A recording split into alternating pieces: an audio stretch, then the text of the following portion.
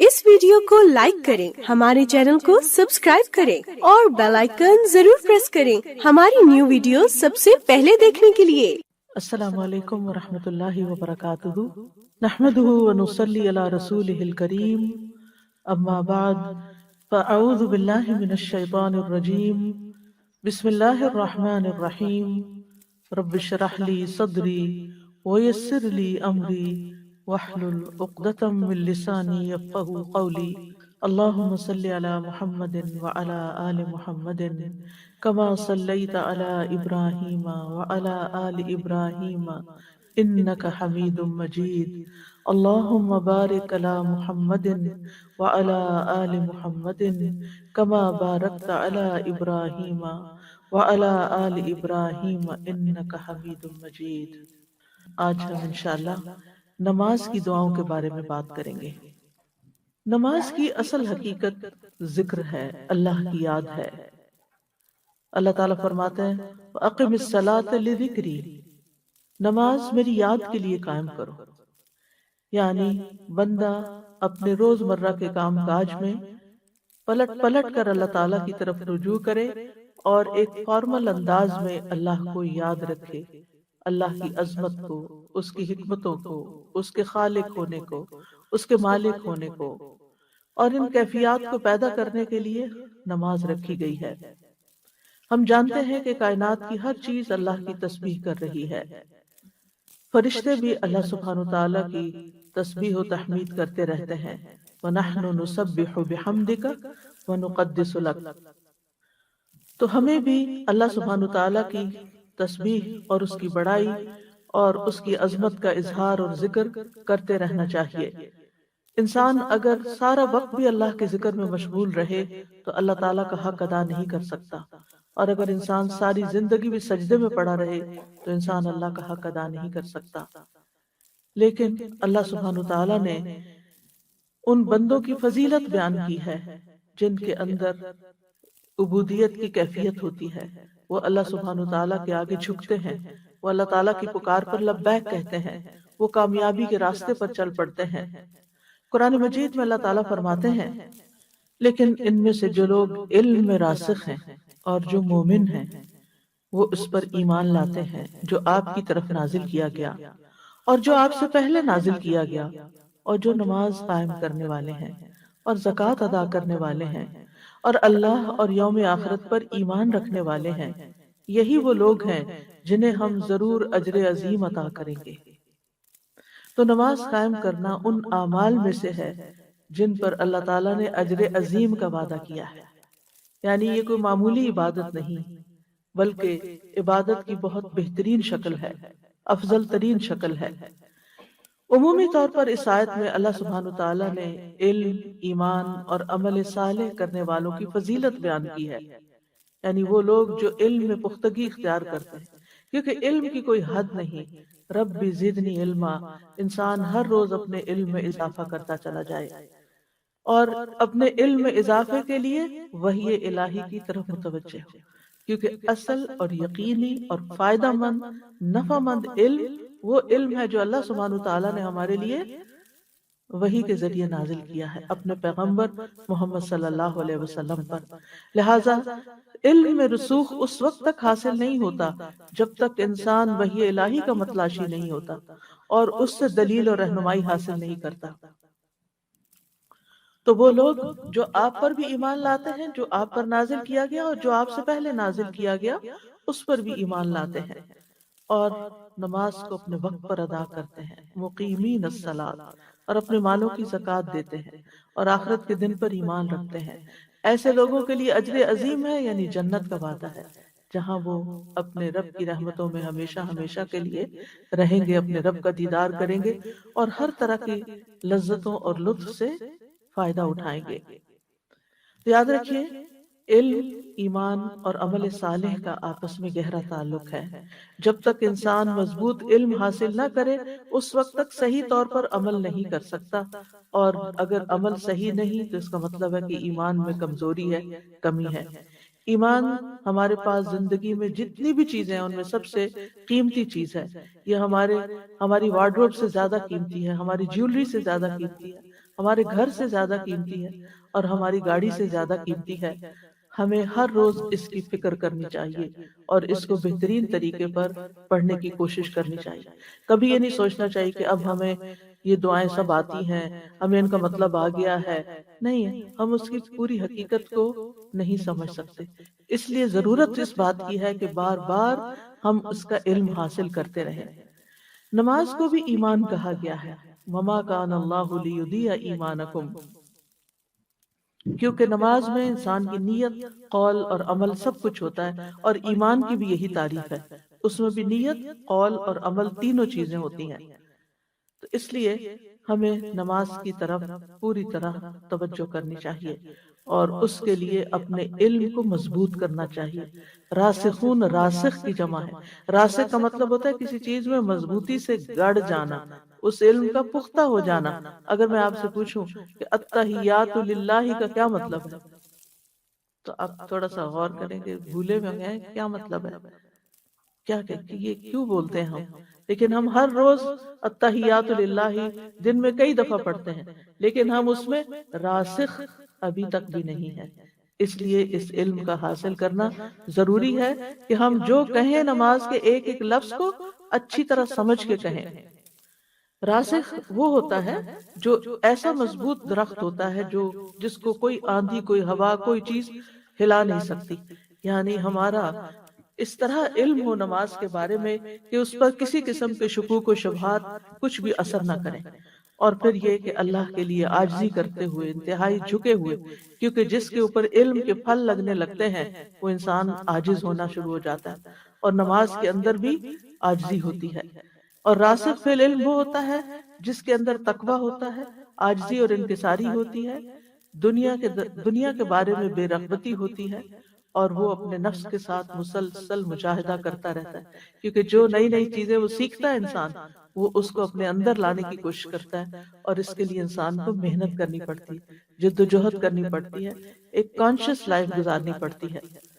اور پھر جو ایمان رکھتے ہیں ان تمام چیزوں پر، تمام کتابوں پر، اور نماز قائم کرتے ہیں، تو مقیمین الصلاۃ کا لفظ آیا. ہم دیکھتے ہیں کہ ابتدائے قرآن سے لے کے انتہائے قرآن تک نماز کے ذکر کے ساتھ اقامت کا لفظ آتا ہے. یعنی جو نماز کو استقامت کے ساتھ اور کامل صورت میں ادا کرتے ہیں، مکمل شرائط، ارکان اور واجبات کے ساتھ ادا کرنے والے ہیں، اور مستحب اعمال کے ساتھ اس کو مکمل کرتے ہیں. یعنی ایک ہے اس کو ادا کرنا اور ایک ہے اس کو احسن طریقے سے مکمل کرنا. اور یہ نماز سے عموماً مراد فرض، سنت، نفل سبھی لیے جاتے ہیں. یہ سارے ہی نماز میں شامل ہیں.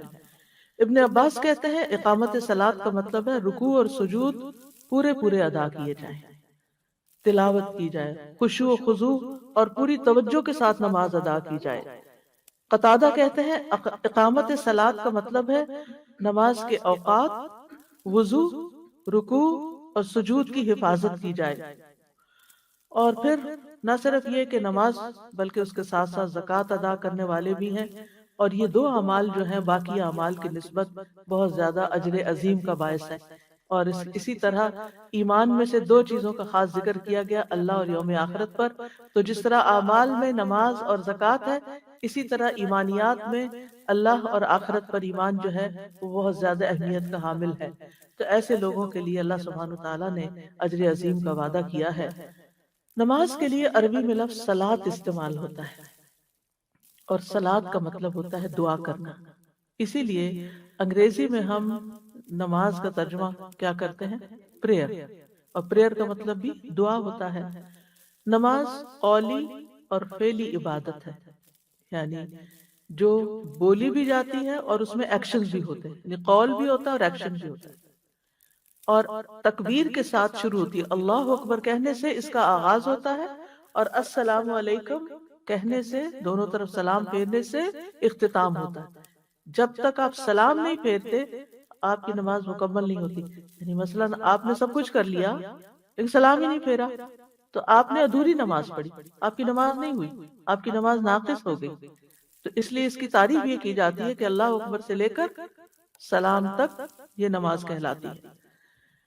ہم سب جانتے ہیں کہ ہمیں اور جنات کو اللہ کی عبادت کے لیے پیدا کیا گیا ہے، وما خلقت الجن والانس الا لیعبدون، اور یہی مقصد دے کے تمام رسولوں کو بھیجا گیا کہ وہ بندوں کو اللہ کی عبادت کی یاد دہانی کریں، یعنی ایمان کے بعد پھر اللہ کی عبادت کی طرف متوجہ کریں، اور عبادات میں افضل ترین عبادت نماز کی عبادت ہے۔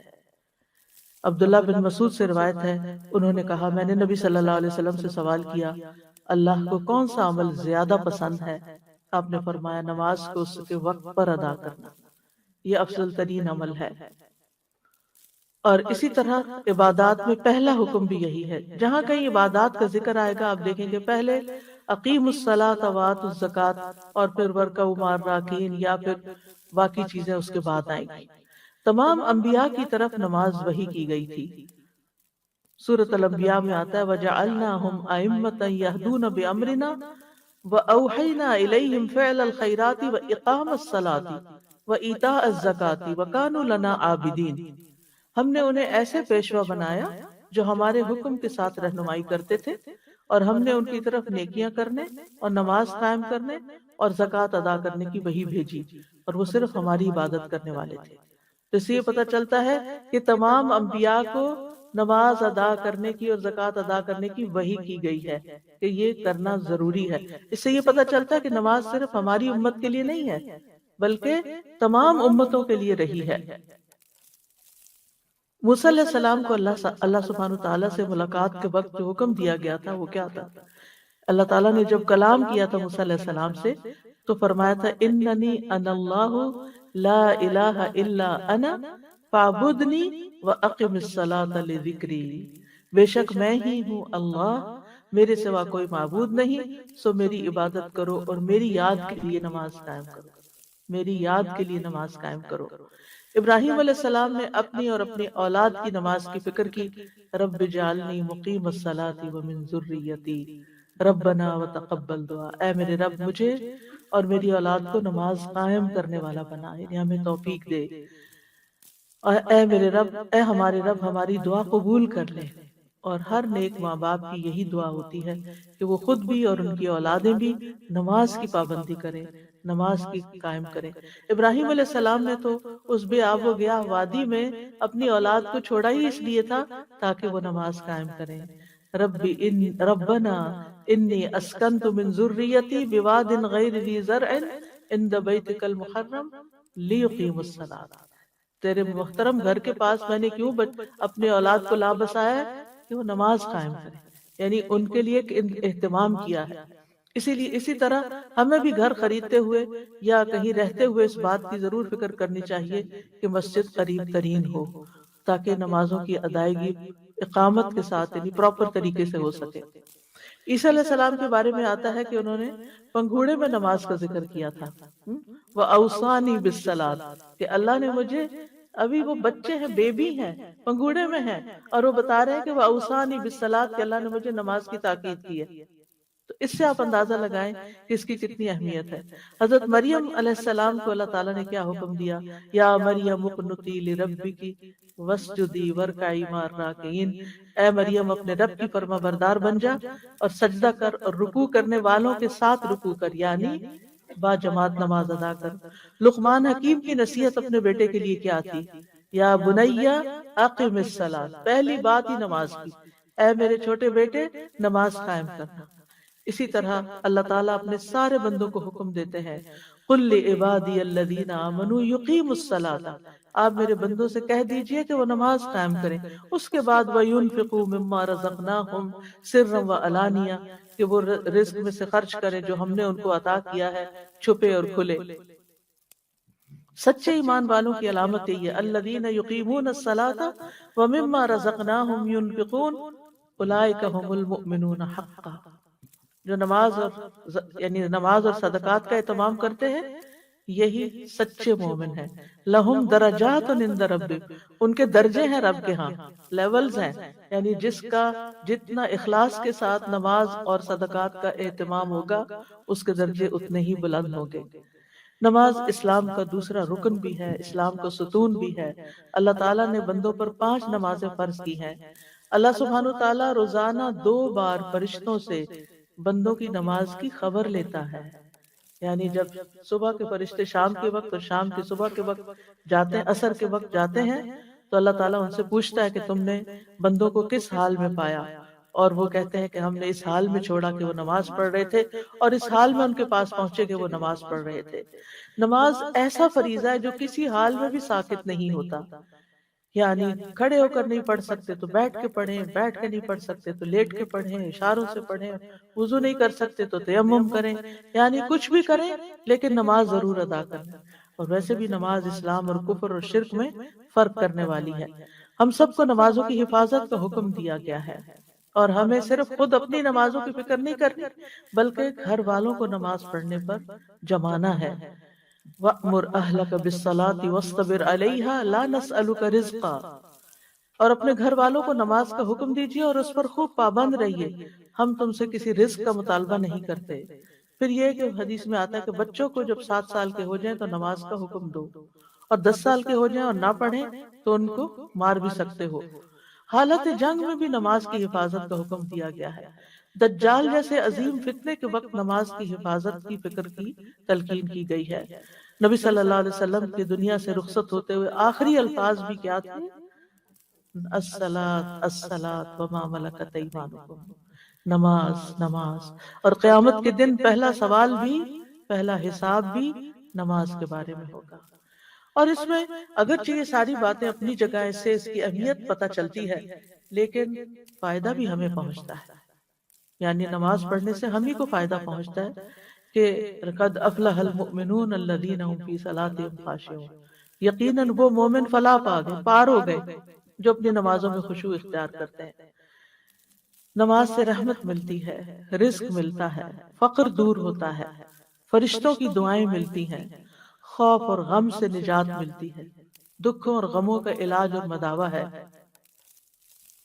ارشاد باری تعالیٰ ہے ان الذین آمنوا وعملوا الصالحات واقاموا الصلاة وآتوا الزکاة لهم اجرهم عند ربهم ولا خوف علیہم ولا هم يحزنون.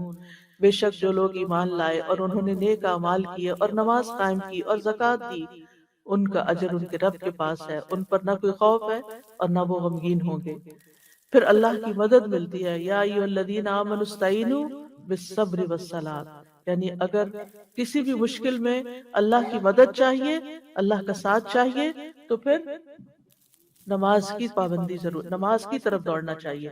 اللہ تعالیٰ کی حفاظت ملتی ہے. جو شخص فجر کی نماز پڑھ لیتا ہے شام تک اللہ کے ذمے میں ہوتا ہے، اللہ کی حفاظت میں ہوتا ہے، بیماریوں سے شفا ملتی ہے. ابن القیم کہتے ہیں اللہ کا ذکر کرنا، اس کی طرف متوجہ ہونا، اس کی طرف رجوع کرنا، نماز کی طرف لپکنا. بس ایسا کرنے سے کتنے ہی ایسے علیل ہیں، بیمار ہیں جنہیں شفا دے دی گئی، اور کتنے ہی ایسے بیمار ہیں جنہیں عافیت دے دی گئی. یعنی یہ چیزیں انسان کی صحت کا بھی یعنی باعث ہے. صرف جسمانی صحت نہیں مراد، بلکہ علیل کہتے ہیں جو روحانی طور پر اور قلبی طور پر مریض ہو. نماز سے گناہ مٹتے ہیں، گناہ دھل جاتے ہیں، انسان کو برائی اور بے حیائی سے حفاظت ملتی ہے، انسان کی بری عادات ختم ہو جاتی ہیں. ایک آدمی نبی صلی اللہ علیہ وسلم کے پاس آیا اور کہا فلاں آدمی رات کو تو نماز پڑھتا ہے لیکن صبح کے وقت چوریاں کرتا ہے. آپ نے فرمایا عنقریب جو وہ نماز میں کہتا ہے وہ اس کو چوری سے روک دے گا. یعنی اگر وہ نماز میں پڑھتا رہا اور سوچ سمجھ کے نماز پڑھی تو ایک دن چوری سے بھی رک جائے گا. نماز آنکھوں کی ٹھنڈک بھی ہے، یعنی پڑھنے سے سکون ملتا ہے، اس سے راحت ملتی ہے. ایک آدمی نے کہا کاش میں نماز پڑھ لیتا تو سکون پاتا. تو دوسرے لوگوں نے حیرانی سے اس کو دیکھا تو اس نے کہا میں نے رسول اللہ صلی اللہ علیہ وسلم کو فرماتے ہوئے سنا ہے کہ اے بلال نماز کی اقامت کہو، ہمیں اس سے راحت پہنچاؤ. یعنی نماز مومن کے لیے آنکھوں کی ٹھنڈک ہے اور دل کا سکون ہے. اور ابن قیم بھی کہتے ہیں دنیا میں جس کی آنکھیں اپنی نماز کے ساتھ ٹھنڈی ہوں گی، آخرت میں اسی کی آنکھیں اپنے رب کے قرب سے ٹھنڈی ہوں گی. یہ شرط ہے. اگر دنیا میں نماز خوشی کا باعث ہے، آنکھوں کی ٹھنڈک کا باعث ہے، تو پھر قیامت کے دن بھی رب کے دیدار کا باعث ہے. کیونکہ دنیا میں بھی نماز ہماری اللہ سے ملاقات ہوتی ہے، ہم اللہ سے بات کر رہے ہیں، اللہ سے دعائیں کر رہے ہوتے ہیں، اللہ کے آگے فریادیں کر رہے ہوتے ہیں. اور کل کو اللہ سے ملاقات بھی اسی کی اچھی ہوگی جس کی نمازیں اچھی ہوں گی. قیامت کے دن اس شخص کے اعضاء چمک رہیں گے وضو والے، بازو، چہرہ، پاؤں، اس سے روشنی پھوٹ رہی ہوگی۔ نبی صلی اللہ علیہ وسلم اپنے امتیوں کو اسی سے پہچانیں گے، اور نماز ہی آگ سے بچانے والی ہے، نجات دلانے والی ہے۔ اس کے برعکس جو نماز نہیں پڑھتا تو نماز چھوڑنا کفر اور شرک کے برابر قرار دیا گیا، ایمان سے محرومی اور منافقت کی علامت بتائی گئی۔ امام ابن قیم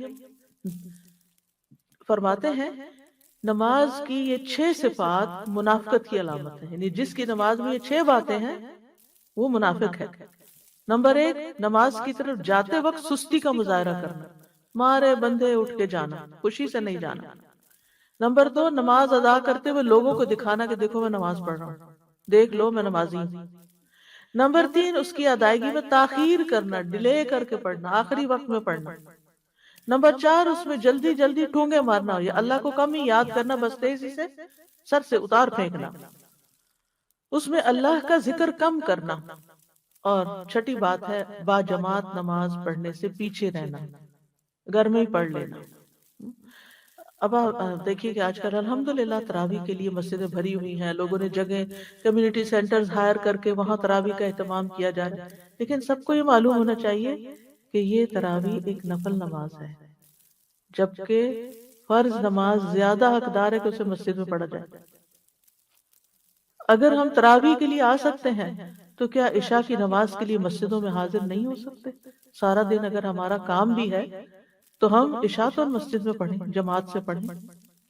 یعنی اگر دن میں کئی موقع نہیں بھی ملتا، کوئی ایسی مجبوری ہے تو پھر، کیونکہ جو عشاء کی نماز اور فجر کی نماز میں جماعت سے پیچھے رہتا ہے اس کے بھی نفاق کی علامت بتائی گئی ہے۔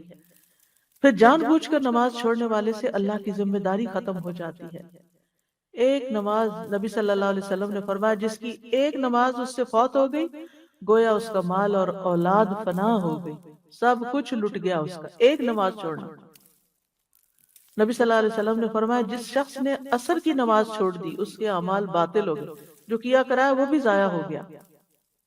مطلب کیا ہے کہ بغیر کسی عذر کے لیٹ کرتا رہا، سستی کی، یا ایسا سویا کہ پھر یعنی اس نے اپنے سونے کا وقت یہ بنا لیا اور ہر روز عصر قضائی کر رہا ہے، تو یہ بہت بڑے خسارے کی بات ہے۔ بے نمازی کے لیے موت کی سختیاں بھی ہوں گی۔ وَالْتَفَّتِ السَّاقُ بِالسَّاقِ إِلَىٰ رَبِّكَ يَوْمَئِذٍ الْمَسَاقُ فَلَا صَدَّقَ وَلَا صَلَّىٰ وَلَٰكِنْ كَذَّبَ وَتَوَلَّىٰ۔ اور پنڈلی کے ساتھ پنڈلی لپٹ جائے گی، اور اس دن تیرے رب ہی کی طرف روانگی ہے، نہ تو اس نے تصدیق کی اور نہ نماز ادا کی، لیکن اس نے جھٹلایا اور منہ پھیر دیا۔ قیامت کے دن بھی بے نمازی قارون، فرعون، حامان اور ابی ابن خلف کے ساتھ ہوں گے۔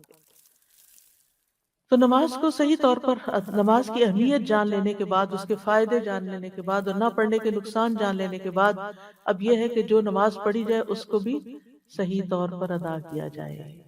تو نماز کی جو دعائیں ہیں، نماز بذات خود ایک دعا ہے، لیکن نماز کے جو اذکار کہنا چاہیے کہ نماز کے اذکار اور دعائیں، ان دونوں لفظ شامل کر سکتے ہیں، یہ ان کا مطلب جاننا بڑا ضروری ہے۔ اس کا معنی کیا، ہم یہ سب کچھ ایکشن کیوں کرتے ہیں اور اس کا میننگ کیا ہے۔ نماز کا آغاز جیسے کہ پہلے میں نے عرض کیا کہ اللہ اکبر سے ہوتا ہے، اللہ سب سے بڑا ہے۔ اس کو تکبیرۃ الاحرام کہتے ہیں کہ اس کے کہنے کے بعد نمازی پر وہ چیزیں حرام ہو جاتی ہیں جو اس سے پہلے اس پر حلال تھی۔ ادھر ادھر نہ دیکھے، نہ کچھ کھائے، نہ کچھ بولے، صرف اور صرف اب اللہ تعالیٰ کی طرف متوجہ ہو جائے۔ یعنی جب وہ تکبیر کہتا ہے تو اس کے لیے کھانا پینا، ادھر ادھر دیکھنا، باتیں کرنا، آنا جانا، چلنا پھرنا سب حرام ہو جاتا ہے۔ تکبیر نماز کا رکن ہے، یعنی آپ یوں ہی نہیں بس کھڑے ہو کے ہاتھ باندھ کے نماز شروع کر سکتے، آپ کو ہر صورت میں ہینڈز اپ کرنے ہیں، ہر چیز دنیا کی چھوڑنی ہے، خالی ہاتھ ہونا ہے، اور پھر ہاتھ اوپر اٹھا کر اللہ اکبر کہنا ہے۔ یعنی اللہ کی بڑائی کا آپ اظہار کریں، آپ اس کے لیے ہاتھ جسچر بھی دیں گے کہ اللہ ہی سب سے بڑا ہے۔ اس طرح کیے بغیر اللہ اکبر کہنا درست نہیں ہوتا، اور اس کو کہے بغیر نماز میں داخل نہیں ہوا جا سکتا۔ حضرت علی کہتے ہیں رسول اللہ صلی اللہ علیہ وسلم نے فرمایا نماز کی کنجی وضو ہے، اس کی تحریم یعنی ہر چیز کا حرام ہونا اللہ اکبر ہے، اور تحلیل حلال ہونا السلام علیکم کہنا ہے۔ آپ دیکھیے کہ نماز سے پہلے جو اذان ہوتی ہے اس کا آغاز بھی کس سے ہوتا ہے؟ اللہ اکبر سے، اور نماز کا آغاز بھی اللہ اکبر سے، پھر ہر سٹیپ پر جاتے ہوئے پھر سے اللہ اکبر، سوائے رکوع سے اٹھنے کے وقت اس میں حمد کے کلمات اور تسبیح ہے، لیکن باقی جو کھڑے ہو یعنی کہ شروع کرتے وقت، پھر رکوع میں جاتے وقت، پھر سجدے میں جاتے وقت، سجدے سے سر اٹھا کر پھر دوبارہ سجدے میں جاتے وقت، پھر تحیات پہ بیٹھتے وقت، یہ سب ان تمام مواقع پر اللہ اکبر کہنا ہوتا ہے۔ ابن حجر اس کے بارے میں کہتے ہیں کہ یہ ذکر ہے جو ہر گھبرا دینے والے موقع پر کہا جاتا ہے اور ہر خوشی کے پیدا ہونے کے موقع پر کہا جاتا ہے، تاکہ اللہ کا شکر ادا کیا جائے، اللہ کو ہر اس چیز سے پاک قرار دیا جائے جو اللہ کے دشمن اس کی طرف منسوب کرتے ہیں، یعنی وہ جو شرک کرتے ہیں اس کے ساتھ اور جو اس کی صفات میں تحریف کرتے ہیں، اللہ سبحانہ وتعالیٰ ان سب چیزوں سے بہت ابھو ہے۔ اس کو کوئی چیز کسی کی بد زبانی، گالی، کچھ بھی اس کو کوئی نقصان نہیں دیتی، وہ ان سب چیزوں سے بالا و افضل ہے، سب سے بڑا ہے۔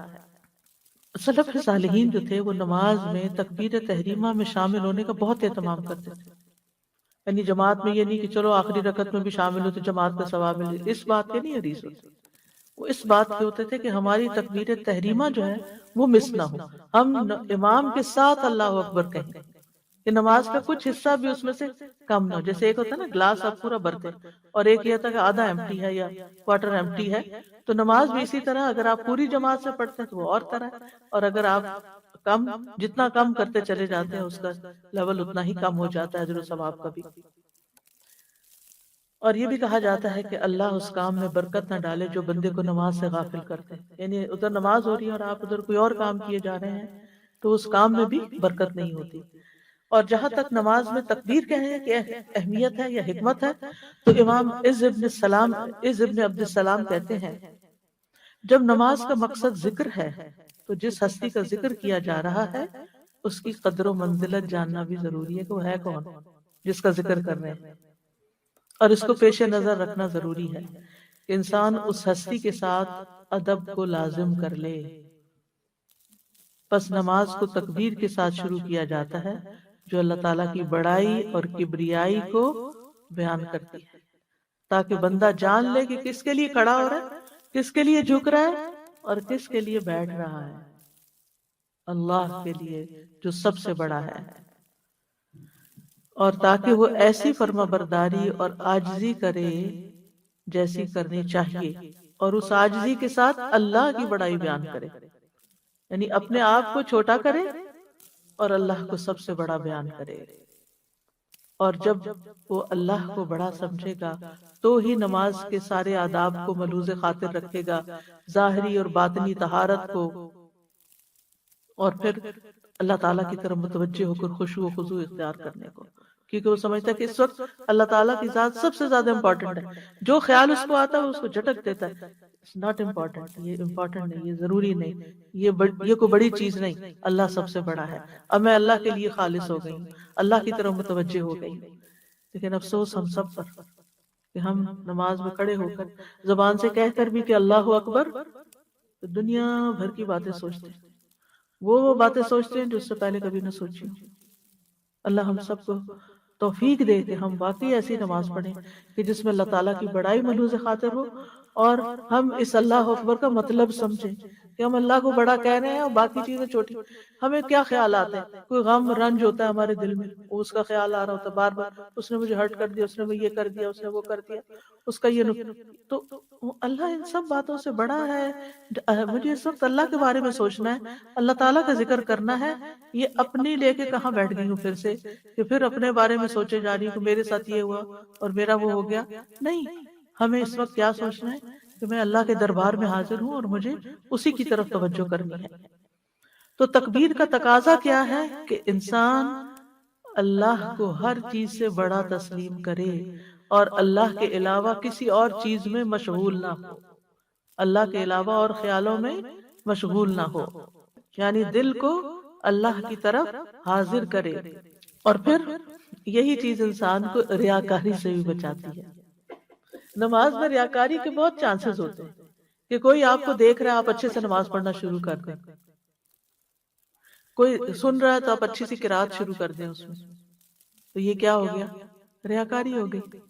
تو جب آپ کہتے ہیں اللہ سب سے بڑا ہے تو پھر ریاکاری کا خیال چھوڑ دیں کہ کسی اور کو کیوں دکھانے کے لیے میں پڑھوں، اللہ جب سب سے بڑا ہے اور اس کے حضور حاضر ہوں اور وہ دیکھ رہا ہے، بس یہی کافی ہے میرے لیے۔ کوئی اور دیکھ رہا ہے یا نہیں، کوئی اور توجہ کر رہا ہے یا نہیں، مجھے کسی اور کو دکھانے کے لیے نماز نہیں پڑھنی، مجھے صرف اور صرف اللہ کے لیے نماز پڑھنی ہے۔ اور جب انسان اللہ کو بڑا مان لیتا ہے تو اس کے اندر پھر خشوع آنے لگتا ہے کہ میں چھوٹا ہوں، عاجزی آنے لگتی ہے، وہ اللہ کے آگے جھکنے لگتا ہے۔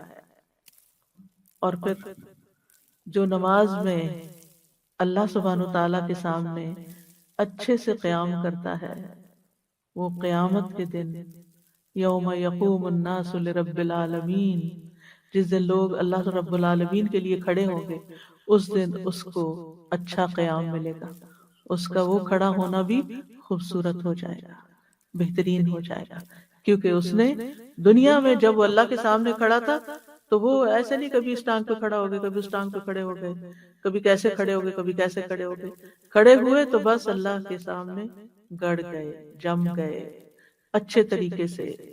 تو جو دنیا میں اللہ سبحانہ وتعالیٰ کے ساتھ اچھا معاملہ کرے گا، قیامت کے دن جب بندہ اللہ سبحانہ وتعالیٰ کے سامنے کھڑا ہوگا تو اللہ تعالیٰ بھی اس کے ساتھ اچھا معاملہ فرمائے گا۔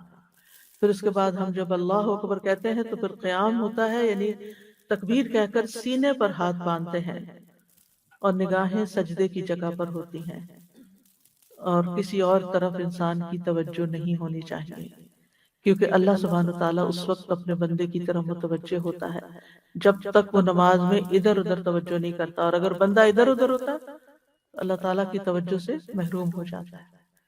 ابن قیم نماز میں قیام کی حکمت کے بارے میں کہتے ہیں، نماز کا راز اور اس کا مغز بندے کا نماز میں اللہ کی طرف متوجہ ہونا ہے، اور دل کا مکمل طور پر اللہ کے سامنے حاضر ہونا ہے، اور بندے کا مقام ایسے معزز آدمی جیسا ہوتا ہے جو بادشاہ کے دروازے کی طرف جاتا ہے، وہ اپنی غلطیوں اور لغزشوں کی معذرت کرنا چاہتا ہے، اس کی سخاوت اور رحمت کی بارشوں کو طلب کرتا ہے، اس سے وہ کھانا طلب کرتا ہے، اس سے وہ کھانا طلب کرتا ہے جو اس کے دل کو غذا مہیا کرے تاکہ وہ اس کی خدمت میں قیام پر طاقت حاصل کرے۔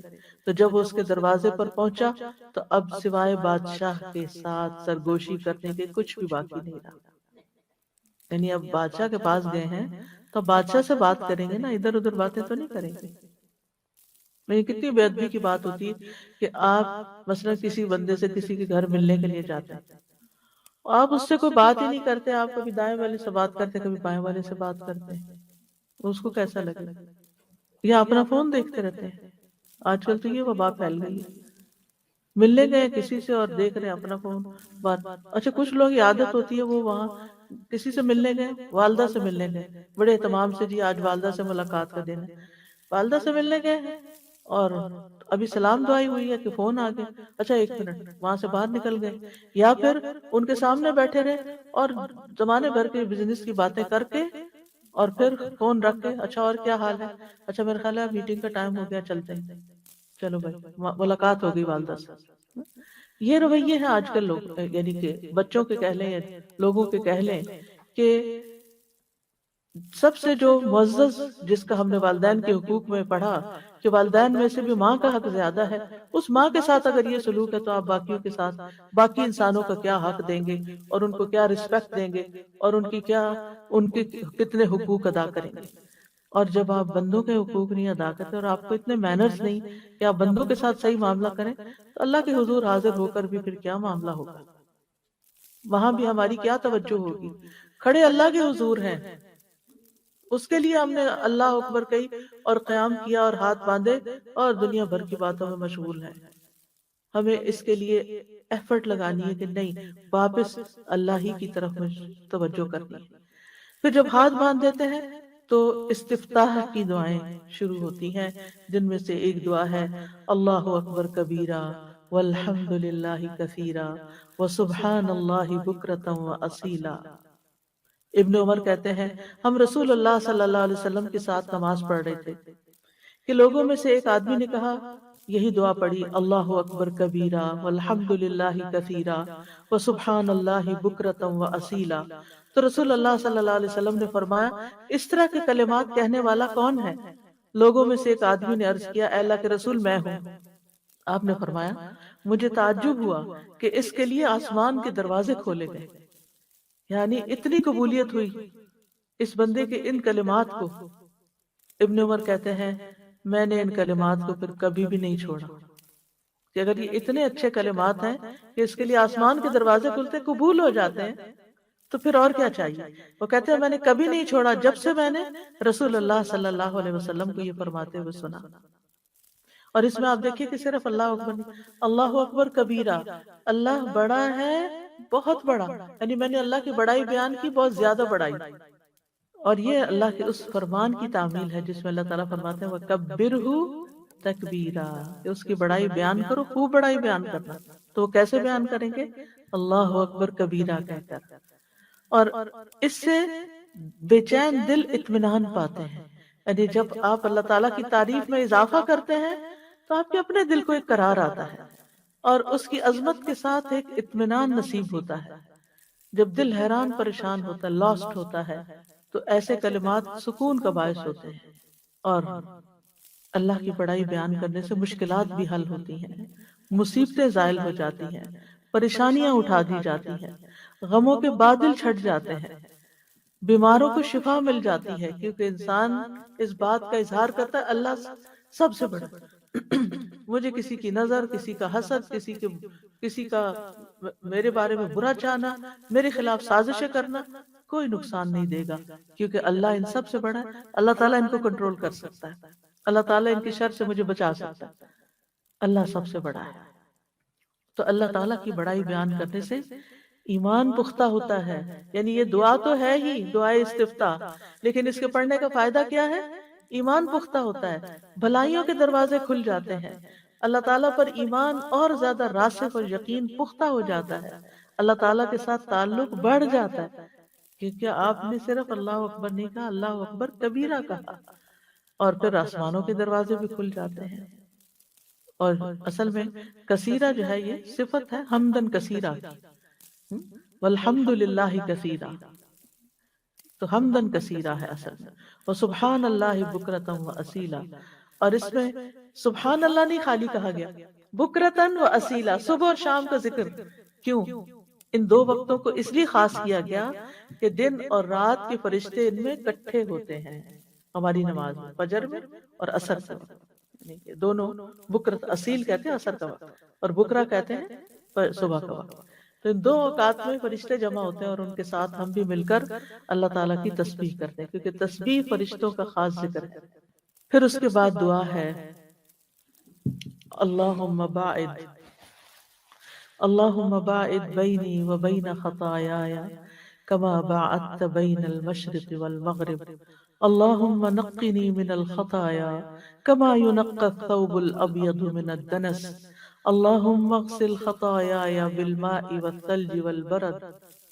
یا اللہ مجھ سے میرے گناہ اتنے دور کر دے جتنا تو نے مشرق اور مغرب کے درمیان فاصلہ رکھا ہے۔ اے اللہ مجھے گناہوں سے اس طرح پاک صاف کر دے جیسے سفید کپڑا میل کچیل سے پاک صاف کیا جاتا ہے۔ اے اللہ میرے گناہ پانی سے، برف سے اور اولوں سے دھو دے۔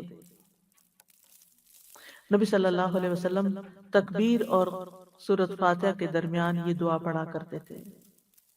ابو ہریرہ کہتے ہیں، علم کے حریص تھے نا، وہ کہتے ہیں کہ رسول اللہ صلی اللہ علیہ وسلم تکبیر اور قرات کے درمیان کچھ سکوت فرماتے، یہ نہیں کہ کچھ بھی نہیں بولتے تھے، یعنی ہمیں سنائی نہیں دیتا تھا۔ میں نے عرض کیا یا رسول اللہ میرے ماں باپ آپ پہ قربان ہوں، آپ تکبیر اور قرات کے بیچ میں کیا پڑھتے ہیں؟ انہوں نے یہ نہیں کہا آپ چپ کیوں رہتے ہیں، سوال کا انداز دیکھیے، کیونکہ ان کو پتا تھا کہ نماز جب شروع ہو جاتی ہے تو گنگے بن کے نہیں کھڑے ہوتے، بیچ میں کچھ نہ کچھ پڑھنا ہی ہوتا ہے۔ آپ نے فرمایا میں کہتا ہوں اللہم باعد بینی و بین خطایا، آخر تک۔ تو اس میں آپ دیکھیے کہ نماز میں عبادت اللہ کی ہو رہی ہے، اور پھر اللہ اکبر کہہ کے اللہ کی بڑائی بیان کر کے ہم سب سے پہلے اللہ ہی سے پھر دعا شروع کر دیتے، دعا سے ہی آغاز کر رہے ہیں۔ تو نماز ہے ہی دعا، تو اس میں کیا مانگتے ہیں ہم اللہ سے کہ یا اللہ اللہم باعد بینی و بین خطایا، یعنی میرے گناہوں کو مجھ سے دور کر دے، یعنی جو ہو چکے ہیں اب ان کے جو برے اثرات ہیں وہ مجھ پہ نہ پڑے. یا اللہ میرے گناہوں کا جو ڈھیر ہے، گندگی کا جو ڈھیر، مجھے اس سے دور کر دے، وہ مجھ سے لے جا، صاف کر دے، اس کو ختم کر دے. ہر 2 نمازوں کے بیچ میں ہم گناہ کر کے پھر آ جاتے ہیں، پھر گناہوں کا ٹوکرا لے کے پہنچ جاتے ہیں، پھر اللہ سے دعا کرتے ہیں اللہم باعد بینی و بین خطایا. کیوں؟ اس لیے کہ بندہ مومن کو یہ پتا ہوتا ہے کہ یہ گناہ نقصان دہ ہے، یہ ٹاکسنز ہیں، یہ زہر ہے، یہ میرے لیے تکلیف، یہ آگ ہے. گناہ کیا ہے؟ آگ کا بنڈل. اگر میرے ساتھ لگے تو جلا دیں گے، تو اللہ ان کو دور کر دے. میں ان کو ساتھ نہیں رکھنا چاہتا، کیے تو میں نہیں ہے لیکن تو ان کو مجھ سے ہٹا دے. اب یہ ساری چیزیں کیا ہیں؟ یعنی دور کر دے جگہ کے اعتبار سے، یعنی میری ذات سے بھی اور وقت کے اعتبار سے بھی. اور یہ ایک مجازی طور پر بات کی گئی ہے، ورنہ فزیکلی گناہ ہمیں اس وقت نظر نہیں آ رہے ہوتے کہ ہمیں پاس نظر آ رہے تو ہم کہتے ہیں ذرا ان کو پرے ہٹا دیں. یہ نہیں، یعنی جہاں بھی اللہ کو زیادہ پتا نا ہمارے گناہ کہاں لکھے گئے ہیں اور وہ کس طرح ہمارے اوپر اب اثر انداز بھی ہو رہے ہیں. ایک غلط بات ہم کہتے ہیں نا، وہ اس کا اثر واپس ہم پر ہی آ رہا ہوتا ہے. کتنی دفعہ ایسا ہوتا ہے نا کہ منہ سے کوئی غلط بات نکل جاتی ہے انسان ہونے کے ناطے، پھر بعد میں سارا وقت اسی کی ریگریٹ ہوتی رہی، یہ میں نے کیوں کہا، یہ کیا کیا میں نے، کیوں بول دیا. اب وہ باہر پر اندر تکلیف پنچ ہو رہی ہے. تو اب پھر کیا ہوتا ہے؟ اللہم باعد بینی و بین خطایا، یا اللہ یہ جو دل کے اندر سخیمت قلبی ہے اسے باہر نکال دے، اس کو مجھ سے دور کر دے، معاف کر دے، دھو دے. اور پھر مشرق اور مغرب کی دوری اتنا دور کر دیں کہ اور بھی تو چیزوں کی دوری ہو سکتی تھی، لیکن مشرق اور مغرب آپس میں کبھی نہیں ملتے، وہ دور ہی رہتے ہیں. تو یا اللہ ایسا دور، یعنی دوری کا سب سے بڑا سمبل ہے، اور اس سے زیادہ فاصلہ انسانی وسعت میں نہیں ہے، انسانی نظر میں نہیں ہے مشرق اور مغرب. اور حقیقی مشرق اور مغرب جو بھی ہیں، ایک تو ہمارے سورج کے مشرق و مغرب ہے نا، اور ایک اس کے علاوہ بھی، تو ان کو اتنا دور کر دے ہمارے گناہوں کو. اور پھر وَنَقِّنِي، اور پاک صاف کر دے، کما يُنَقَّ الثَّوْبُ الْأَبْيَضُ مِنَ الدَّنَسِ، جس طرح سفید کپڑے سے میل کچیل صاف کی جاتی ہے. یعنی گناہوں کو ختم کر کے ان کے اثر کو بھی مٹا دے، کیونکہ گناہوں کے اثرات ہوتے ہیں. گناہ آگ ہے نا، تو آگ جہاں بھی ہوگی اس کا اثر پڑے گا، تو یا اللہ وہ اثر بھی دور ہو جائے. اور سفید کپڑے کا ذکر اس لیے کیا گیا کہ سفید چیز پر میل جلدی ظاہر ہوتی ہے. آپ کلرڈ کپڑے اپنے دھوتے ہیں نا تو پتہ ہی نہیں چلتا، لیکن سفید کپڑا آپ دھوتے ہیں تو آپ کہتے ہیں یہ سفید رہا بھی ہے، آپ کو تسلی نہیں ہوتی، آپ پھر اس کو دوبارہ دھوتے، پھر دوبارہ دھوتے ہیں. پھر اسی طرح اگر کوئی چھوٹا سا بھی داغ ہو تو اس کے اوپر نظر آ رہا ہوتا ہے. تو یا رب جس طرح سفید کپڑا صاف ہوتا ہے نا، بالکل وائٹ، پیور وائٹ، ایسے ہی مجھے بھی اسی طرح صاف ستھرا کر دے. اور گناہوں کو دھونے کی تیسری دھو ڈالنے، یعنی اور علماء کہتے ہیں کہ نقی نہیں، یعنی پریزنٹلی جو میرے سے گناہ ہو رہے ہیں. باعد بینی میں ماضی تھا، یہاں پریزنٹ ہے کہ اس وقت جو میرے سے گناہ ہو رہے ہیں یا اللہ مجھے ان کے اثرات سے بھی محفوظ رکھ. اور گناہوں کو دھو ڈالنے کی تیسری مثال پانی، برف اور اولے. برف کا ذکر ہے، برد ٹھنڈک، یعنی اولوں کے لیے استعمال ہوتا ہے. اور تو اس میں آپ دیکھیں کہ ان تینوں چیزوں کو ترتیب سے بیان کیا گیا ہے. سب سے پہلے پانی، اور اگر پانی سے کوئی چیز صاف نہیں ہوئی تو مبالغہ کے لیے اولے، برف اور اولے.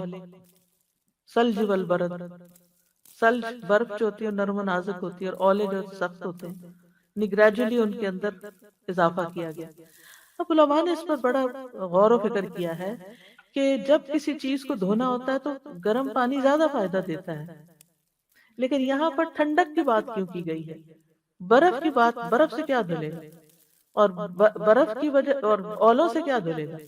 تو بعض نے یہ کہا کہ چونکہ وہ ان ٹچڈ واٹر ہوتا ہے، بہت ہی پیور اور کلین ہوتا ہے برف کا پانی، تو جس طرح وہ صاف کرتا ہے ایسے کوئی اور چیز صاف نہیں کرتی۔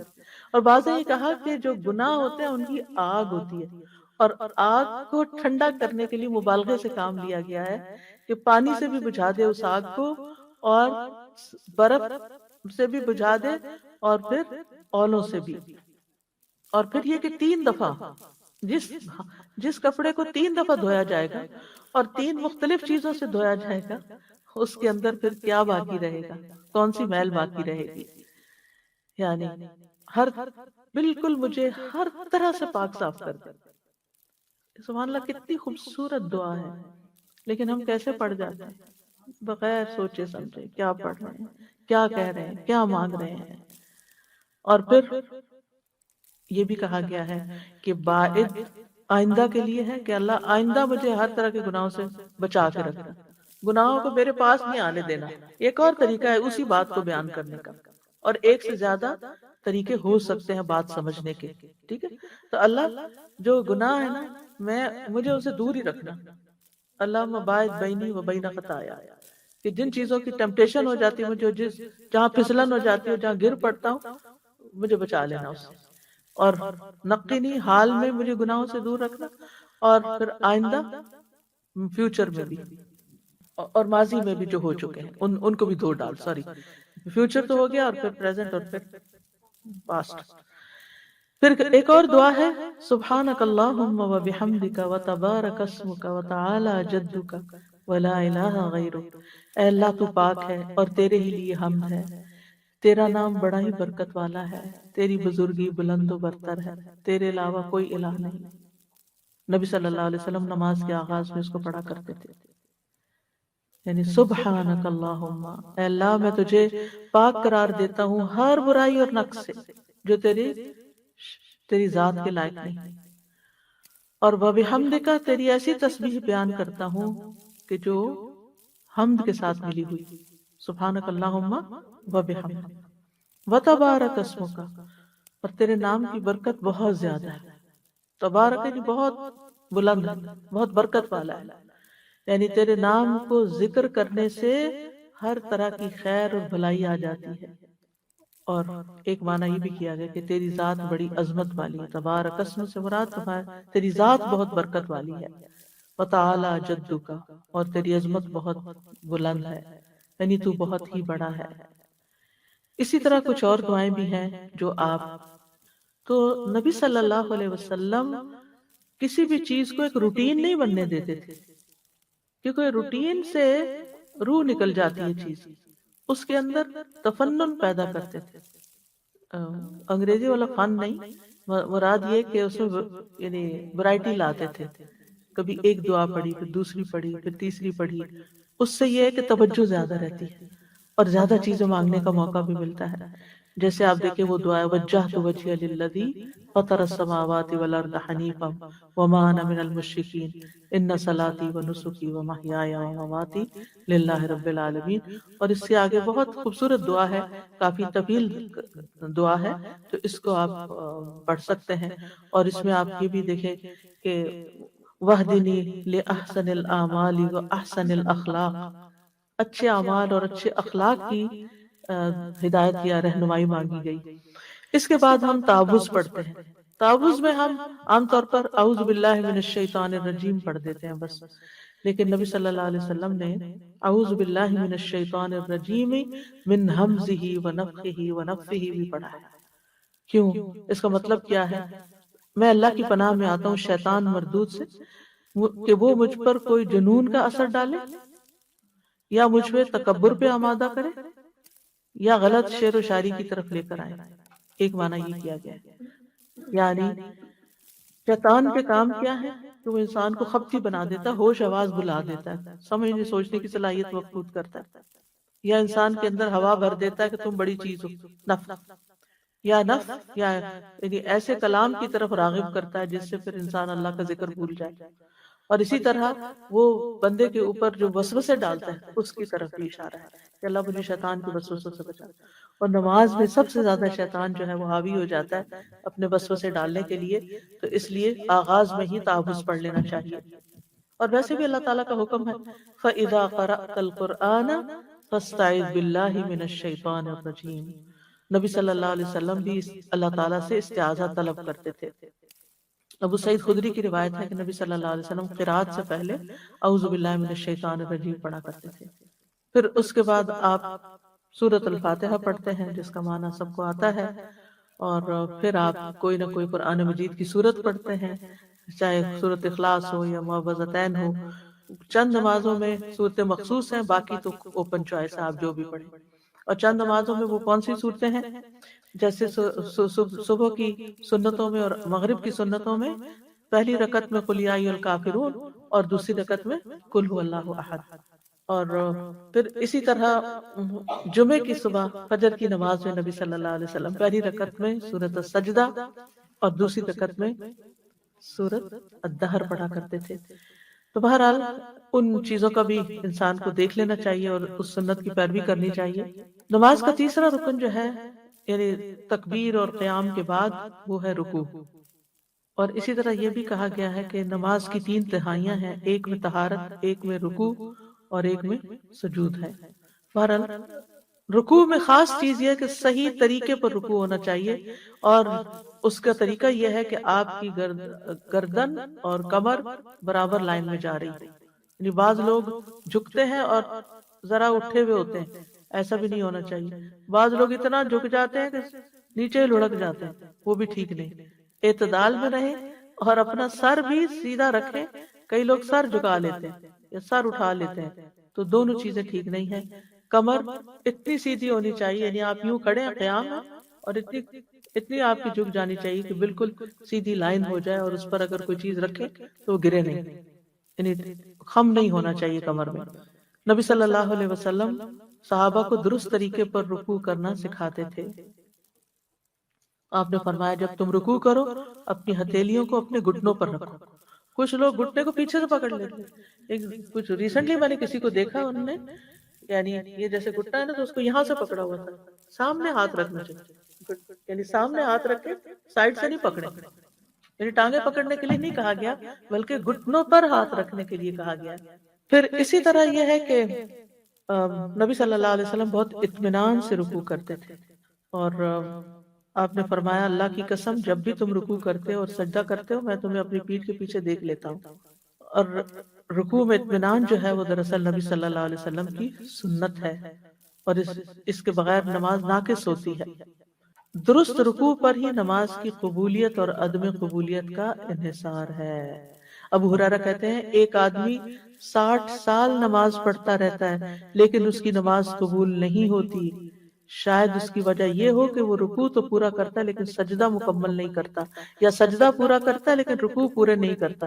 پورا رکوع کرنے سے مراد ہے کہ پوری طرح جھکنا، یعنی پورا رکوع یہ آدھا آدھا جھکے کھڑے ہیں، یعنی آدھی سے کھڑے اور لیٹے کی کیفیت میں ہے، تو اس سے نماز نہیں ہوتی۔ رسول اللہ صلی اللہ علیہ وسلم نے فرمایا وہ نماز کافی نہ ہوگی جس میں آدمی اپنی پشت کو رکوع اور سجود میں سیدھا نہ رکھے، وہ کافی نہیں ہوگی۔ اسی طرح سجدے میں بھی اس طرح نہیں لٹک جانا چاہیے کہ انسان گر پڑے زمین پہ، بلکہ اپنی پشت کو سیدھا رکھے اور جلدی جلدی نہ کرے، کیونکہ یہ منافق کی نماز ہوتی ہے کہ وہ اپنی نماز میں اس طرح نیچے اوپر ہوتا ہے جیسے مرغ ٹھونگے مار کے دانا چن رہا ہو۔ پھر رکوع کی دعائیں کیا ہیں؟ سب سے مشہور دعا تو یہی ہے سبحان ربی العظیم، میرا رب عظیم ہر عیب سے پاک ہے، سبحان پاک ہے، ربی میرا رب العظیم جو بہت عظمت والا ہے، یعنی رکوع میں اللہ تعالیٰ کی تعظیم کا ذکر کرنا چاہیے، اور یہ تعظیم 3 طرح سے ہوتی ہے، دل کی تعظیم، اعضاء کی تعظیم اور زبان کی تعظیم، یعنی زبان بھی عظمت کا اظہار کرے اور جسم بھی عظمت کا اظہار کرے، اور احساس بھی اللہ کی عظمت کا ہو دل میں، یعنی انسان اس بات کا اپنے حال سے، زبان حال اور زبان کال سے اظہار کرے کہ اے اللہ بڑائی تیرے ہی لیے ہے اور میری صفت عاجزی ہے، میں تو عاجز بندہ ہوں۔ اور اسی وجہ سے رکوع میں سبحان ربی العظیم عظمت کی بات کی گئی اور سجدے میں سبحان ربی الاعلی۔ پھر اسی طرح رکوع کی ایک اور خوبصورت دعا ہے سبوح قدوس رب الملائکۃ والروح، منزہ اور پاک ذات جو فرشتوں اور جبریل کا رب ہے۔ اور یہ پوری توجہ سے آپ یہ دعا پڑھیں تو آپ دل کے اندر کے بہت سے بوجھ ختم ہو جائیں گے، سبوح کا مطلب ہے جو ہر قسم کے نقائص اور شرک سے پاک ہے، اور قدوس کا مطلب ہے ہر اس چیز سے پاک جو خالق کے لائق نہیں، ہر اس چیز سے پاک جو خالق کے لائق نہیں۔ اور رب الملائکۃ والروح، ملائکہ سارے فرشتوں کے لیے آتا ہے، روح خاص فرشتہ ہے، اور کہا جاتا ہے کہ شاید اس سے مراد جبریل علیہ السلام ہو۔ اور ایک قول یہ بھی ہے کہ اس سے مراد ایسی مخلوق ہے جس کو فرشتے نہیں دیکھ سکتے، جیسے تم فرشتوں کو نہیں دیکھ سکتے۔ وما یعلم جنود ربک الا ہو، اللہ کے لشکروں کو صرف وہ خود جانتا ہے۔ ہم سے جن پوشیدہ رکھے گئے، جنوں سے ہم پوشیدہ نہیں، ہم سے فرشتے پوشیدہ رکھے گئے، ہم فرشتوں کے سامنے، اور فرشتوں سے بھی کچھ چیزیں پوشیدہ ہیں۔ والروح، رب الملائکۃ والروح، ملائکہ میں سارے فرشتے آ گئے، اور روح سے مراد وہ مخلوق جو فرشتے نہیں دیکھ سکتے۔ کتنی عظمت والا ہے ہمارا رب۔ پھر اسی طرح سبحانک و بحمدک لا الہ الا انت، پاک ہے تو اپنی تعریف کے ساتھ اور تیرے سوا کوئی الہ نہیں۔ پھر ایک اور دعا ہے سبحانک اللہم ربنا و بحمدک اللہم اغفر لی۔ حضرت عائشہ کہتی ہے کہ نبی صلی اللہ علیہ وسلم یہ دعا رکوع اور سجود دونوں میں پڑھا کرتے تھے۔ پھر سبحانک و بحمدک استغفرک و اتوب الیک، پاک ہے تو اور تیرے ہی لیے تعریف ہے، میں تجھ سے بخشش مانگتا ہوں اور میں تیری طرف توبہ کرتا ہوں۔ پھر چھٹی دعا ہے سبحان ذی الجبروت والملکوت والکبریاء والعظمت، پاک ہے وہ جو قہر والا ہے، بادشاہت والا ہے، بڑائی والا ہے اور عظمت والا ہے۔ یہ بھی بہت ہی خوبصورت دعا ہے۔ اور ساتویں دعا ہے اللہم لک رکعت وبک آمنت ولک اسلمت خشع لک سمعی وبصری ومخی وعظمی وعصبی۔ تو یہ 7 دعائیں ہیں جن میں سے آپ ہر نئے رکوع کے لیے ایک نئی دعا بھی پڑھ سکتے ہیں، یا ایک سے زیادہ بھی پڑھ سکتے ہیں جیسے آپ کا جی چاہے۔ پھر رکوع کے بعد ہم کھڑے ہو جاتے ہیں، قوما، سیدھے کھڑے ہونا۔ اس میں ایسے نہیں کرنا چاہیے بس ایسے کھڑے ہوئے تو ایسے بس ڈھیلے ڈالے کھڑے ہو، نہیں، اسٹریٹ کھڑے ہو جائیں، سر نیچے ہو۔ آپ صلی اللہ علیہ وسلم جب رکوع سے اپنا سر اٹھاتے تو سجدے میں نہ جاتے حتیٰ کہ سیدھے کھڑے ہو جاتے، اور پشت سیدھی نہ کرنے پر وعید ہے۔ رکوع اور سجدے سے سیدھے ہونا چاہیے۔ کئی لوگ سجدہ کرتے اور تھوڑا سا ہی اٹھتے، سیدھا نہیں ہوتے، واپس سجدے میں چلے جاتے ہیں، درست نہیں ہے۔ نبی صلی اللہ علیہ وسلم نے فرمایا اللہ بندے کی اس نماز کی طرف دیکھتا بھی نہیں جس میں وہ اپنی پشت کو اپنے رکوع اور اپنے سجدے کے درمیان سیدھا نہیں کرتا، یعنی رکوع اور سجدے کے بعد جب تک وہ سیدھا نہیں ہوتا تو اللہ تعالیٰ اس نماز کو دیکھتا بھی نہیں۔ ٹھیک ہے بڑھاپے کی وجہ سے کمر جھک جاتی ہے، تکلیف کی وجہ سے انسان سیدھا نہ کر سکے، اکڑ جاتی بعضوں کی کمر، اسی لیے ہم کہتے ہیں، ہم کیا کہتے ہیں، ہم کمر سیدھی کر لیں، کس کو کہتے ہیں؟ جب لیٹتے ہیں ہماری کمر سیدھی ہوتی ہے، جب ہم لیٹتے ہیں اس کے لیے ہم کہتے ہیں کمر سیدھی کر لیں، تھکاوٹ جب ہی اترتی ہے جب کمر سیدھی ہوتی ہے۔ لیکن ہماری تھکاوٹیں دور ہو جائیں اگر ہم نماز میں کمر سیدھی کریا کریں، اور شروع سے ہی بچوں کو اگر سکھا دیں کہ کمر سیدھی کریں، اور ان کو چیک کریں کہ انہوں نے رکوع سے اٹھ کے سیدھے کھڑے بھی ہوئے کہ بس رکوع سے اٹھ کے واپس سجدے میں گر گئے۔ عبید اللہ بن عبد السلام کہتے ہیں یہ حدیث اس بات پر دلالت کرتی ہے کہ رکوع سے کھڑے ہو کر اطمینان کرنا واجب ہے، یعنی کھڑے ہو کر ساکت ہونا لازم ہے، پھر ہلے، یعنی ایک دفعہ آپ اٹھے، آپ سٹل سٹینڈ ہو، پھر اس کے بعد نیچے کو جائیں، ہلتے جلتے نہیں۔ پھر کھڑے ہو کر بھی کچھ دعائیں پڑھتے ہیں، یعنی کھڑے ہوتے ہوتے قوما کی دعائیں، سمی اللہ لمن حمدہ ربنا ولک الحمد حمدا کثیرا طیبا مبارکا۔ یہ دعا بھی جس نے پڑھی تھی اس کے لیے 30 فرشتے آگے بڑھے اس کو اٹھانے کے لیے، اتنا اجر تھا، بڑا عظیم اجر اس دعا کا۔ پھر اسی طرح سمی اللہ لمن حمدہ اللہم ربنا لک الحمد ملء السماوات وملء الارض وملء ما شئت من شیء بعد۔ پھر اسی طرح حمد کی کچھ اور دعائیں، یعنی قوما کی کچھ اور دعائیں بھی ہیں جو اسی معنی سے ملتی جلتی ہیں، لیکن ان کے اندر دعا بھی شامل ہے۔ آخر میں اللہم لا مانع لما اعطیت ولا معطی لما منعت ولا ينفع ذا الجد منک الجد، اور ایک اور دعا میں اللہم طہرنی بالثلج والبرد والماء البارد اللہم طہرنی من الذنوب والخطایا کما ینقى الثوب الابیض من الوسخ، دنس کی بجائے یہاں وسخ یعنی میل کچیل کا لفظ آیا۔ پھر سجدے کا وقت آ جاتا ہے تو قرآن مجید میں سجدہ کرنے کا حکم دیا گیا ہے، فاسجدوا للہ واعبدوا، اللہ کو سجدہ کرو اور اس کی عبادت کرو، بندگی کرو۔ سجدہ اللہ تعالیٰ سے قرب کا ذریعہ ہے، کلا لا تطعہ واسجد واقترب، سجدے میں دعائیں قبول ہوتی ہیں۔ نبی صلی اللہ علیہ وسلم نے فرمایا سجدہ کرتے ہوئے بندہ اپنے رب کے سب سے زیادہ قریب ہوتا ہے، پس سجدوں میں کثرت سے دعا کیا کرو۔ سجدہ کرنے سے نیکی اجر ملتا ہے، گناہ معاف ہوتے ہیں اور درجات بھی بلند ہوتے ہیں۔ سجدے کی جگہوں پر آگ حرام ہو جائے گی، اور اسی طرح سجدہ پورا نہ کرنے والے کے لیے بھی وعید ہے، یعنی پوری طرح جم کے سجدہ کرنا چاہیے، ہلتے ہلتے نہیں سجدہ، نیچے کے اور جلدی سے اٹھ گئے، ایسا نہیں ہونا چاہیے کہ جاتے ہوئے ایک دفعہ سبحان اللہ سبحان ربی اللہ کہا، دوسری دفعہ نیچے اور تیسری دفعہ اٹھ کے، یہ نہیں ہونا چاہیے، بلکہ تینوں تسبیحات جم کے نیچے ہی ہونی چاہیے۔ سجدے کی دعاؤں میں سبحان ربی الاعلی، سبحان ربی الاعلی کم از کم 3 دفعہ پڑھنا ہوگا، زیادہ تو کوئی حد ہی نہیں۔ آپ نبی صلی اللہ علیہ وسلم، حضرت حذیفہ کہتے ہیں میں نے ایک رات نبی صلی اللہ علیہ وسلم کے ساتھ نماز پڑھی، آپ نے سجدہ کیا اور پڑھا سبحان ربی الاعلی، اور آپ کا سجدہ قیام کے برابر تھا، جتنی دیر کھڑے رہے اتنی دیر سجدے میں پڑے رہے۔ پھر سجدے کی دعاؤں میں اللہم اغفر لی ما اسررت وما اعلنت، اتنی دعا، اے اللہ میرے گناہ بخش دے جو میں نے چھپ کے کیے اور جو میں نے اعلانیہ کیے۔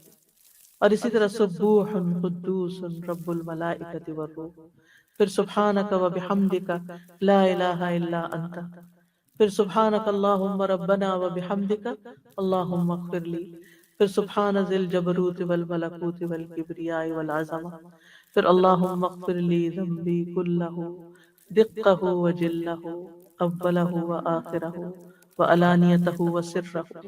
یہ نبی صلی اللہ علیہ وسلم اپنے سجدوں میں دعا پڑھا کرتے تھے۔ اتنی خوبصورت دعا ہے، اے اللہ میرے سب گناہ بخش دے، تھوڑے ہوں یا زیادہ، پہلے ہوں یا پچھلے، ظاہر ہوں یا چھپے ہوئے۔ ایک اور دعا ہے اللہم اعوذ برداک من سخطک وبمعافاتک من عقوبتک واعوذ بک منک لا احصی ثناء علیک انت کما اثنیت علی نفسک۔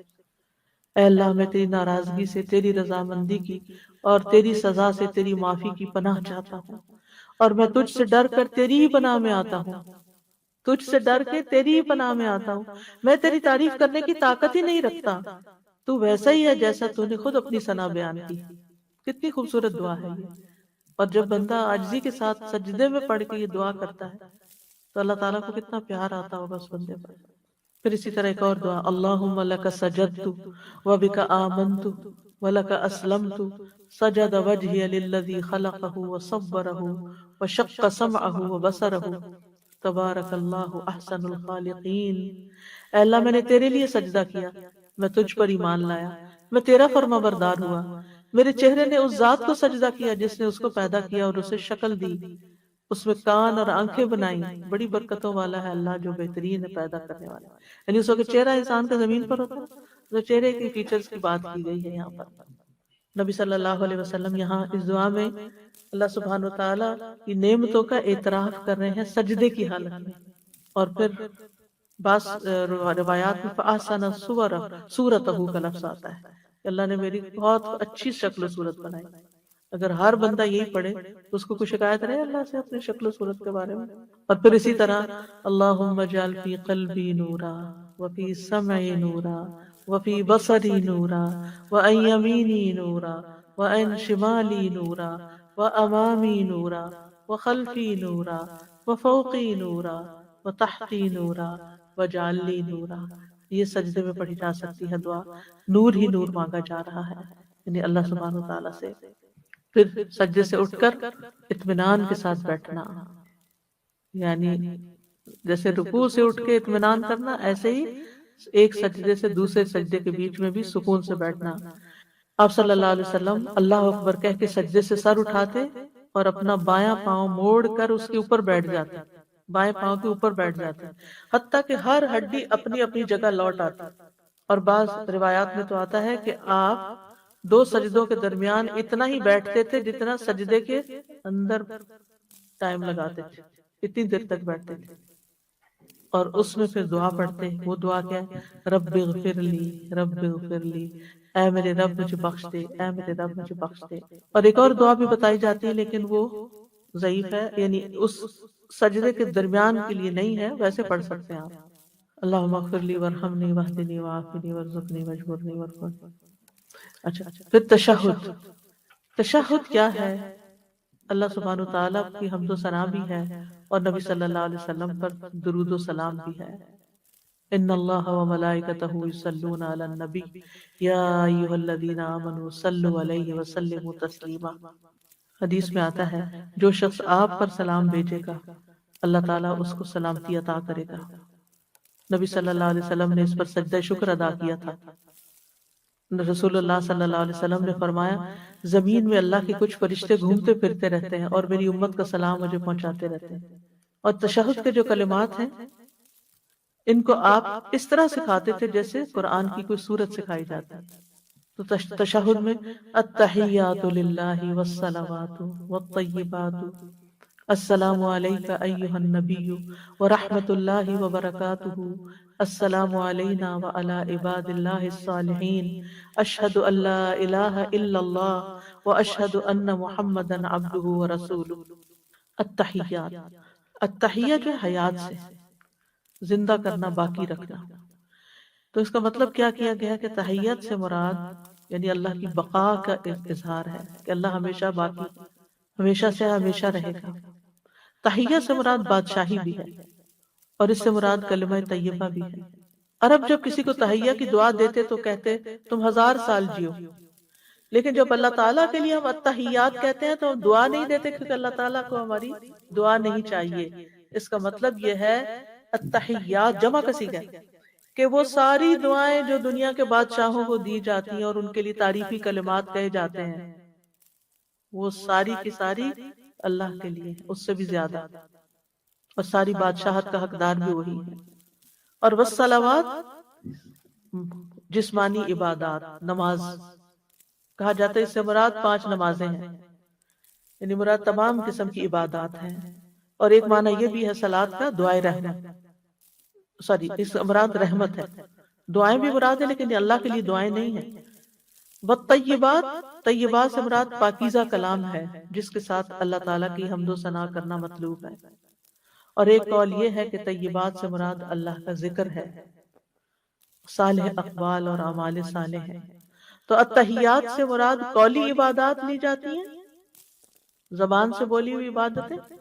صلوات سے مراد نمازیں اور جسمانی عبادتیں، اور طیبات سے مراد مالی عبادتیں کیونکہ طیب مال سے ہی اللہ تعالیٰ صدقہ قبول کرتا ہے. تو یہ ساری ہم کیا کہتے ہیں کہ ساری کی ساری عبادتیں کس کے لیے؟ اللہ رب العزت کے لیے. پھر اس کے بعد نبی صلی اللہ علیہ وسلم پر سلام بھیجتے ہیں، السلام علیک ایھا النبی ورحمۃ اللہ وبرکاتہ.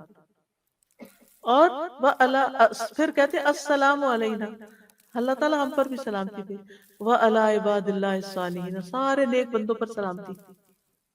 گویا جو نماز پہ التحیات پڑھتا ہے وہ سارے مسلمان بندوں کو اپنی دعائے سلامتی میں یاد رکھتا ہے اور وہ آپ کو یاد رکھتے ہیں. یہ ہے ایک بانڈنگ اہل ایمان کی آپس میں کہ سب ایک دوسرے کے لیے دعا کرنا ہے. جو ہمارے کہتے ہیں نا میری دعا کرو، تو ہم تو پہلے سے ہی کر رہے ہیں بھائی، لیکن شعور سے کر لیں، اس وقت سوچ کے کہ یہ میرے سارے سب مسلمان بہن بھائیوں کے لیے جن کو میں جانتا ہوں اور جن کو میں نہیں جانتا، جو بھی ایمان والے، جو گزر چکے ہیں، جو آنے والے، سب کے لیے سلامتی ہو یا رب. تو اس طرح بندوں کا سلام نبی صلی اللہ علیہ وسلم تک بھی پہنچ جاتا ہے. حدیث میں آتا ہے جب ہم نبی صلی اللہ علیہ وسلم کے پیچھے نماز پڑھتے تو کہتے سلام و جبریل اور میکائیل پر، سلام و فلاں فلاں پر. تو آپ ہماری طرف متوجہ ہوئے اور فرمایا اللہ تو خود سلام ہے، اس لیے جب تم میں سے کوئی نماز پڑھے تو یوں کہے التحیات للہ والصلوات والطیبات السلام علیک ایھا النبی ورحمۃ اللہ وبرکاتہ السلام علینا وعلی عباد اللہ الصالحین. کون بچا؟ سب کے لیے سلامتی. تو جو ہر نماز میں سلامتی بھیج رہا ہو وہ نماز سلام پھیر کے کسی کو گالی تھوڑی دے سکتا ہے. کسی کو برا بھلا تو نہیں کہہ سکتا، چونکہ نماز کا ہم حق ادا نہیں کرتے، اس لیے پھر یہ تمام چیزیں ہوتی ہیں۔ پھر درود شریف ہے، اللہم صلی علی محمد وعلی آل محمد کما صلیت علی ابراہیم وعلی آل ابراہیم انک حمید مجید، اللہم بارک علی محمد وعلی آل محمد کما بارکت علی ابراہیم وعلی آل ابراہیم انک حمید مجید۔ اس کی وضاحت حمد و ثنا کے بعد درود کی جو لیکچر تھا اس میں ہو چکی۔ پھر درود کے بعد کی دعائیں ہیں، اللہم انی ظلمت نفسی ظلما کثیرا ولا یغفر الذنوب الا انت فاغفر لی مغفرۃ من عندک وارحمنی انک انت الغفور الرحیم۔ انشاءاللہ جہاں ہم بخشش کی دعاؤں کا ذکر کریں گے وہاں ان کی وضاحت ہو جائے گی۔ دوسری دعا میں بھی بخشش ہے، اللہم اغفر لی ما قدمت وما اخرت، آخر تک۔ اور پھر اللہم انی اعوذ بک من عذاب جہنم ومن عذاب القبر ومن فتنة المحیا والممات ومن شر فتنة المسیح الدجال۔ اور دوسرے ورژن میں اللہم انی اعوذ بک من عذاب القبر واعوذ بک من فتنة المسیح الدجال واعوذ بک من فتنة المحیا وفتنة الممات، اللہم انی اعوذ بک من المأثم والمغرم۔ اس کتاب کے اندر، نماز کے اذکار کتاب کے اندر جو الہدیٰ نے چھاپی ہے، اس کے اندر یہ دعائیں آپ کو مل جائیں گی، اور ان کی وضاحت بھی انشاءاللہ وقت کے ساتھ ساتھ ہو جائے گی۔ ان میں سے کوئی ایک دعا پڑھ لیں یا ساری پڑھ لیں، انشاءاللہ آپ کی نماز ہو جائے گی۔ اللہ تعالی ہمیں صحیح معنوں میں نماز کے اندر اپنا ذکر کرنے کی توفیق دے، کیونکہ نماز تو ہے ہی اللہ کی یاد کے لیے۔ اللہ سبحانہ وتعالی قبول فرمائے۔ وآخر دعوانا ان الحمدللہ رب العالمین۔ کل انشاءاللہ نماز کے بعد کی دعائیں کریں گے۔ سبحانک اللہم وبحمدک اشہد ان لا الہ الا انت استغفرک واتوب الیک۔ السلام علیکم ورحمۃ اللہ وبرکاتہ۔